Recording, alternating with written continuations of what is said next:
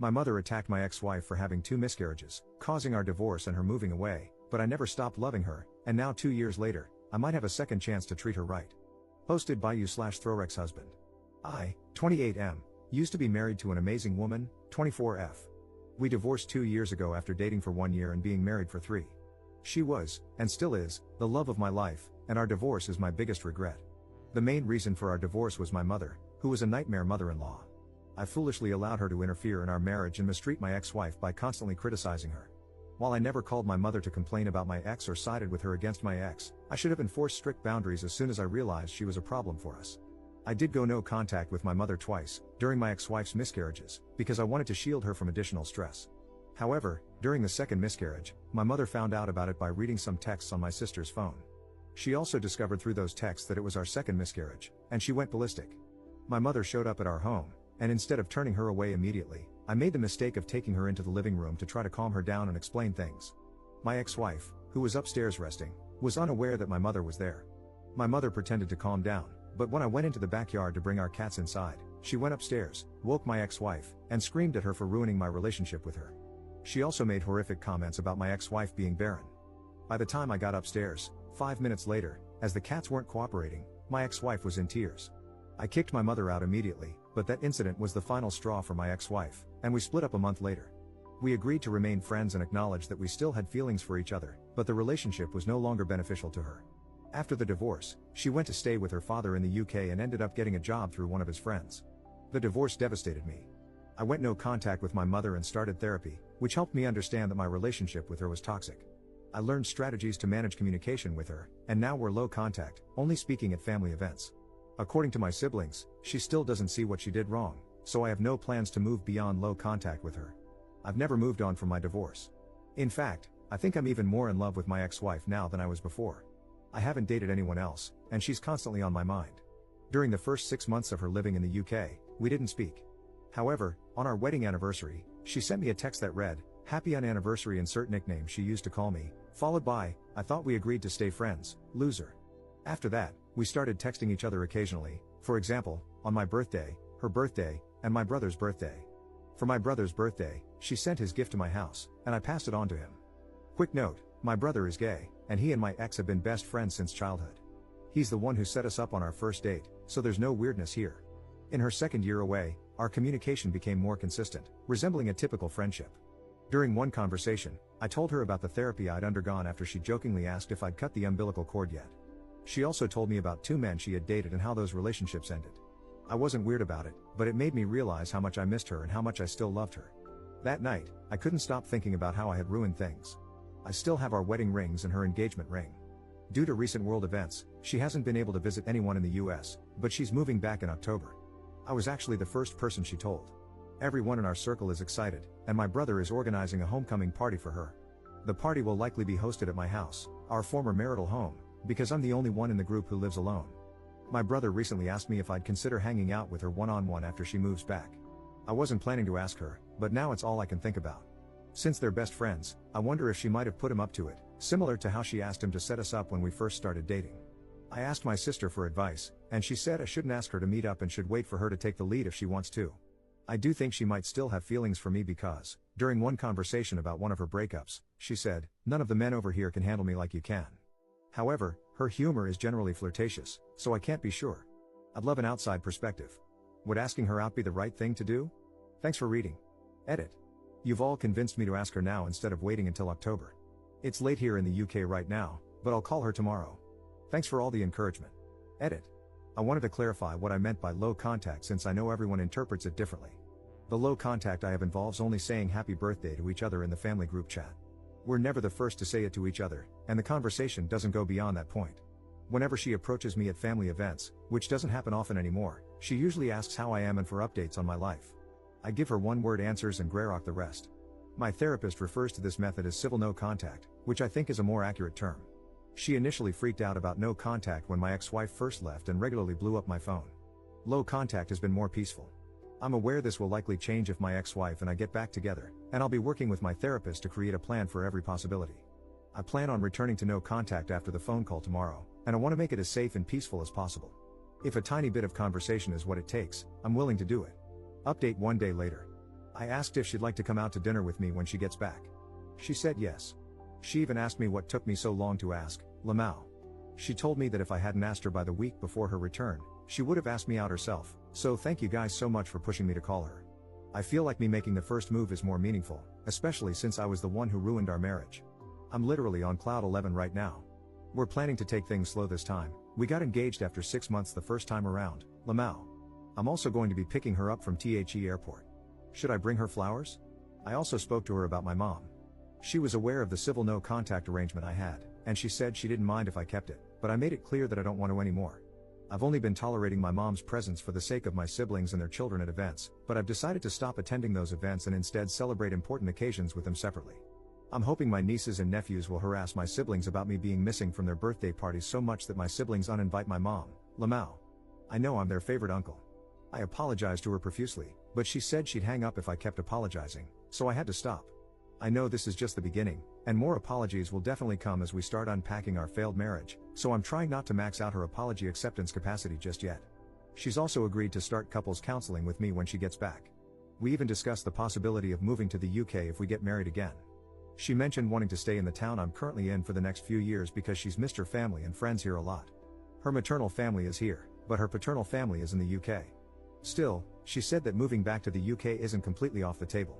I told her I'd follow her in a heartbeat, and she called me a nerd, Lamau. Our conversation lasted 2 hours, and she only had to go because she was taking her younger siblings out. Oh, and remember how I suspected my brother was hinting to me about her wanting me back?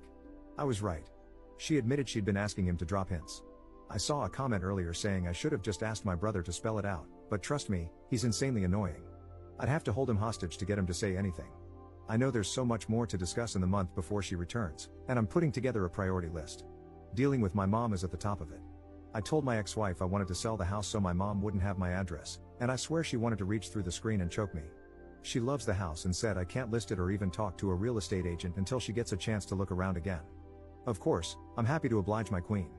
I also saw comments saying I shouldn't send my mom that email, the one explaining my boundaries and the consequences of breaking them.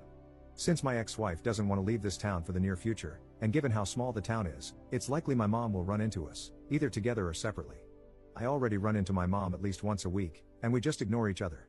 I'd hope she has the decency to keep it that way, but she can't be trusted. If she crosses the line, I'm prepared to take legal action. Any advice on this is welcome. For now, my plan is to attempt total no contact in the month before my ex-wife returns. There are 4 family birthdays coming up, so it's the perfect time. My absence at all 4 events will definitely be noticed, and I'll get to see my mom's reaction. I'm also considering asking my brother and sister to sit her down and tell her not to bother me anymore, that I've decided to go fully no contact. I know some of you are mad at the civil no contact I've been doing, but it's helped me maintain the peace I needed for the past 2 years. However, I understand that everything will be different when my ex-wife is back. Thank you all so much. You're all invited to our second wedding. Edit. She found this post on Best Redditor Updates, Lamau. She called me a total nerd. She also wants me to thank you all for convincing me to call her instead of waiting until October. And she told me to call her my girlfriend instead of my ex-wife, so that's what I'll be using from now on. Edit. I'm fully aware that my mom is racist. By closet racist, I meant someone who's kept it hidden effectively for so long. She's also just a complete weirdo in general, so there are multiple reasons why she doesn't like my girlfriend and my brother's boyfriend beyond race. She hates my girlfriend because of her messed up family background and her miscarriages, in addition to race. She also dislikes my brother's boyfriend for being into motorbikes and smoking pot. She's incredibly absurd, so at the beginning, I wasn't sure if it was racism or not, but now it's pretty obvious. My sister's boyfriend is also black, he's my girlfriend's cousin, we set them up, lol, but he refuses to meet my mom because of how my girlfriend was treated. Interestingly, she's never commented on their relationship. Edit. I doubt any of you are still lurking here, but I thought I'd give a mini update. After spending some time on r/justnormal and speaking with my therapist, I've decided that the best course of action for re-establishing total no contact is to have a lawyer contact my mother. I reached out to a good lawyer today, and we're going to begin drafting a letter to send to her. Some of the things I've seen on here have worried me, so I've also started collecting evidence needed for a restraining order. I'm not sure how effective old texts and videos will be, but it's worth a shot. My girlfriend thinks I'm being too militant, lol. I think her time away has made her forget the worst of it, but she appreciates that I want to protect her. For clarification, since some of the comments seem to assume otherwise, we are not moving in together. My mother does not know the address of where my girlfriend will be living. Second update 1 week later. Success. I posted here a while ago asking for advice on keeping my mother away as my ex-wife, now girlfriend, returns to the town we live in. I'll be referring to her as my girlfriend for the rest of the post. I decided the best course of action was to have a lawyer contact my mother. The lawyer sent her a simple letter explaining that he was representing me and advising her to stay away, while also warning that I would take legal action if she didn't comply. The lawyer said he had to provide a reason for the letter, so it briefly mentioned that I had entered a romantic relationship and didn't want her involved due to her past behavior. It did not specify that I had gotten back with my ex-wife. This sparked a whole fight with my parents and older siblings. My dad even showed up at my house to argue with me. He kept going on about how hurt my mother has been during the 2 years I've been mostly no contact with her. There was no mention of what she had done to me and my girlfriend. I like my dad, but he's a complete pushover who does whatever my mother wants. I didn't tell him I was back with my girlfriend, but I did tell him flatly that my mother's insane behavior during my marriage is why I want nothing to do with her now. He pulled the classic "she's your mother, she loves you, and you're really hurting her" argument, but I didn't back down. I explained that because the town we live in is so small and I already run into her regularly, there's a high chance I'd run into her while I'm with my girlfriend. I told him I didn't want her to lose control, so having a lawyer warn her was the best way to avoid escalation. I made it clear that the ball is in her court. If she respects my no contact, then this won't need to go further, and we can all live peaceful lives. Eventually, my dad agreed with me. Before he left, I also told him never to show up at my house unannounced again. He promised to explain the situation to my mother and tell her that if she behaves, I won't take legal action. My older sisters have all called me to insult me, but I sent them the same text telling them to mind their own business, and the harassment stopped. It's been a day since all this happened, and my father said my mother agreed to leave me alone. While I can't completely trust her word, it's a start, especially since last time I tried to establish no contact, she went off the rails. I've already spoken to a realtor about getting my house on the market by mid-October. I'd like to sell it sooner, but my girlfriend wants to have a look around first, so I'm waiting. I plan to move to a neighboring town where I can keep my job, see my friends, and stay in touch with the family members I'm close to. I won't be attending any family events where my mother will be present. Missing my nieces and nephews' birthdays will be tough, but I'll visit separately to give them their gifts. So far, so good, it's been a tentative success. There's still a month before my girlfriend returns, so I have time to handle any issues that might come up before then. To clarify, my girlfriend won't be moving in with me, and my mother doesn't know where she'll be staying. Here's to more successes. Third update 1 month 1 week later. Hello, everyone. Sorry for keeping you all waiting. My girlfriend has been back for a week today, and it's been the best week of my life. I picked her up from the airport last Saturday. I brought her a gigantic bouquet of daffodils, and we both cried, lol. Seeing and hearing her again in person was so surreal because I'm so used to speaking to her over video calls. Her accent has become more British now, and it's so cute. The drive back to our town was challenging because I had to keep my eyes on the road, but I wanted to look at her the entire time. We had the homecoming party at my place, our old marital home, on Sunday, and it was amazing. It felt just like old times when we were still married and hosted our friends. She stayed to help me clean up with my brother and, unfortunately, her older brother too, who does not like me. She wanted to come over and have a look at my house before I put it on the market, and we did that on Tuesday. It was extremely emotional, and we both ended up crying, especially when we got to the master bedroom. When she left, I moved my things into another bedroom, locked up our old shared bedroom, and basically forgot about it. I only went in about once a month to clean it, but other than that, it stayed locked. Our old rings, a few things she had left behind, and some items that were too painful for me to look at, like framed photos we had together, were in there. She ended up taking her old wedding and engagement rings to wear on a necklace, which was really touching because I thought she wanted to completely forget our previous relationship and start fresh. I'm happy to know that she looks back on our past together fondly despite it being a hot mess. Yes, if we do get married again, I will 100% be buying new rings. We've hired a counselor to work through our relationship, and our first appointment is next week, so wish us luck. I also have an appointment to get the house valued next week so I can sell it ASAP. My girlfriend is currently staying with a family member and is apartment hunting, so we also have some appointments next week to look at places for her. The coming week is pretty jam-packed for us. We won't be living together for a while so we can take things slower than we did last time. Last time, we got engaged after 6 months and married 6 months later. During the week she's been back, we've spent a few hours together every day, except when I'm working, apart from Wednesday. I know some of you will probably be wondering about my mother, and I have good news. We live in a small town, so it was 100% likely that my girlfriend would run into her within her first week back. She ran into her on Wednesday, and my mother did not do anything. My girlfriend was out with her younger sister at Starbucks, and my mother noticed her, then turned around and went about her business like a normal person. I will never be open to re-establishing communication with my mother, but it actually looks like she's learned her lesson after 2 years of very low contact.